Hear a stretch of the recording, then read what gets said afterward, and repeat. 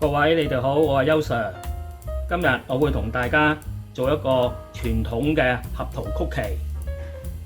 首先，牛油係要用到12安士，我會用到一半係有鹽，一半係無鹽嘅。麵粉要1磅，糖霜要4安士，合桃6安士，蛋2隻。好啦，我哋將啲牛油咧就將佢切碎佢啦。咁跟住我哋而家就將呢一半嘅有鹽嘅牛油曲奇抌落去呢個器皿嗰度啦，再加埋呢一個係無鹽嘅牛油啦。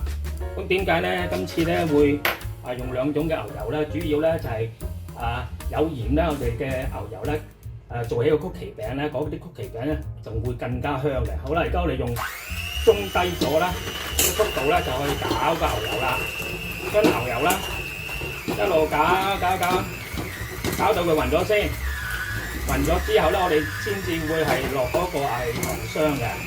好啦，如果有啲朋友話，如果我冇呢個打蛋器，我點樣做啊？咁我哋可以用呢個用手攪嘅啦。好啦，咁我哋攪埋啲牛油啦，我哋就落啲糖霜啦。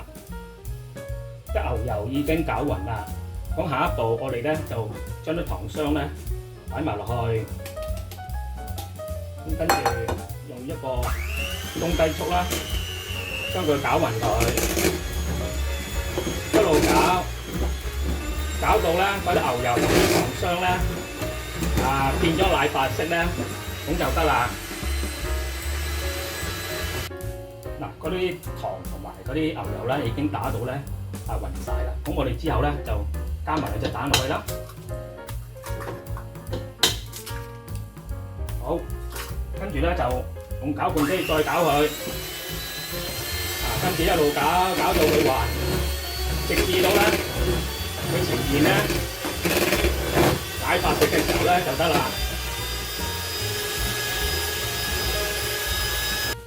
你睇呢個漿搞到已經係奶白色啦，起晒花嘅，咁即係話已經係完成啦。咁下一步咧，我哋就將呢啲麵粉咧係分批咧係倒落去，就冇一次過倒晒，我哋分批逐批咁樣啦。咁倒咗呢批先。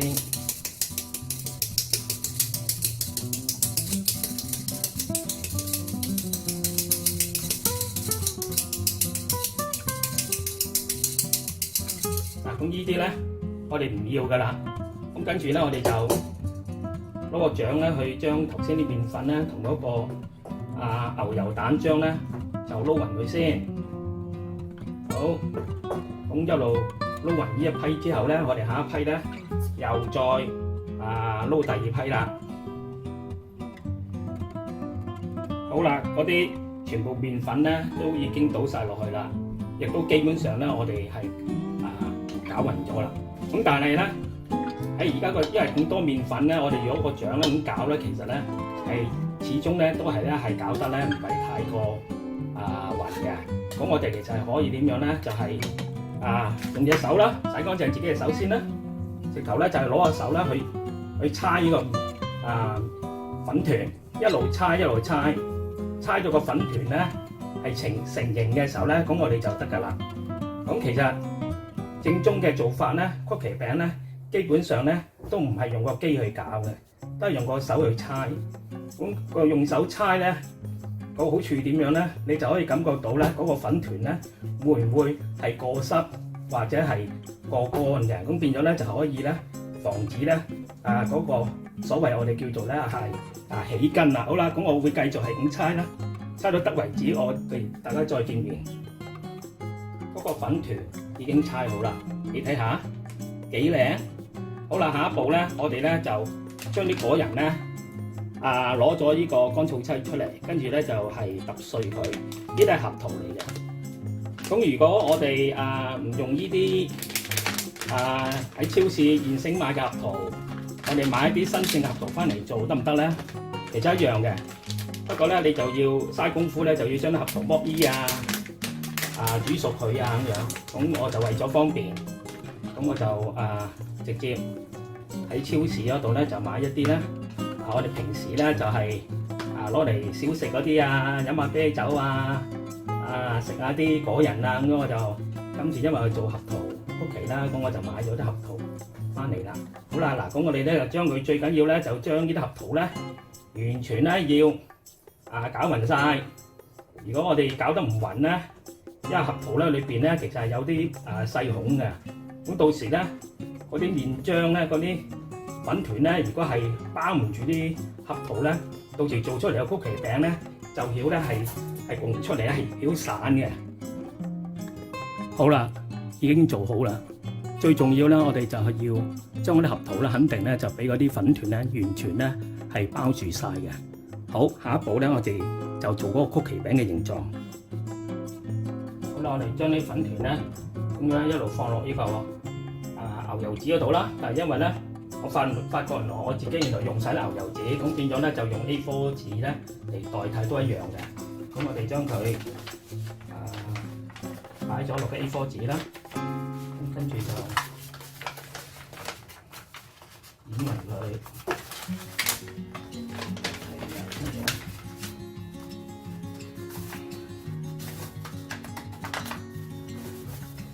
容易嘅啫，咁做個方形啦，係咁樣。嗱，咁掩埋咗啦，跟住呢兩邊將佢收埋佢啦，收埋佢。收埋佢，跟住將佢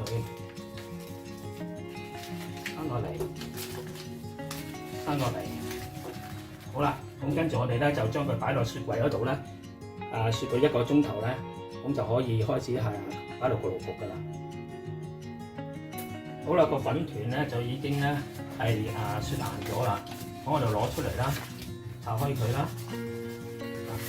咁我哋就可以將佢慢慢將佢切一塊塊咁樣啦，幫你試過一塊塊啦，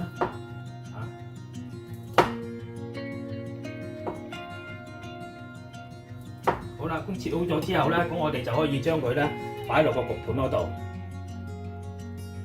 切好咗嘅粉團可以咧直接擺落焗盤嗰度，係唔需要咧係掃油嘅，因為呢啲曲奇餅佢到時咧係會出油嘅。將個焗爐首先預熱佢用180度，好啦，跟住我哋將啲曲奇餅放入去180度焗佢18分鐘咁就得啦。已經焗好啦，哇！你睇下嗰啲曲奇餅金黃色嘅，咁我哋咧就可以攞佢出嚟攤凍就食得啦。好啦，我哋將啲曲奇餅咧一件件咁樣咧就攤出嚟啦。嗱，佢唔黐底㗎。其實唔需要咧，一個焗盤咧又要加油甚至乎亦都唔需要咧擺個牛油紙落去嘅，可以慳翻啦，環保啊嘛。哇，真係好香噴噴，你睇下，哇，啲幾靚焗出嚟。好啦，咁我哋攤凍咗之後就可以試味啦。1磅嘅曲奇其實真係好多㗎，呢一底係啱啱攤凍緊。另外呢一底喺度焗緊，跟住另外一底亦都焗緊，冇辦法啦，因為我啲焗爐實在太細個，我哋要用到2個嘅焗爐。1磅麵粉到底做到幾多曲奇餅咧？嗱，就係咁多啦。自己親手做一啲曲奇餅，送俾自己嘅好朋友或者親人，其實真係唔錯㗎。成功啦！你睇下1磅嘅麵粉能夠做到幾多曲奇餅出嚟？好，我哋而家試下味先。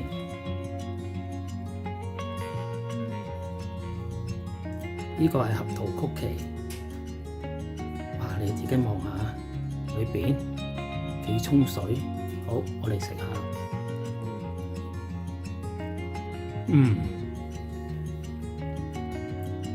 啲核桃真係好脆，嗰啲曲奇真係好鬆脆，一啲都唔油。核桃又有營養，對嗰個腦部個發展又有幫助。大家不妨又真係可以試下啦〜